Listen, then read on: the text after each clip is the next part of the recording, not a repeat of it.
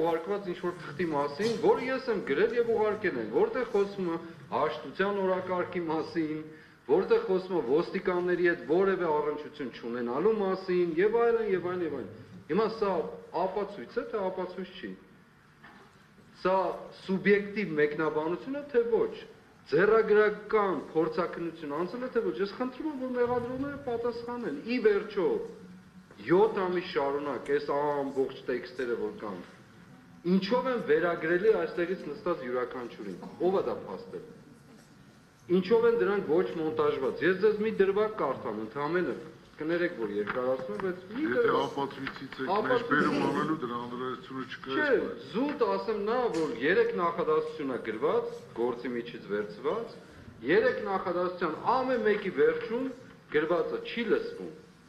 Արգելես, Հիմա ես ինչ եմ ուզում ասել։ Մեկ վարքան, ես ընդհատեմ ձեզ։ Այո։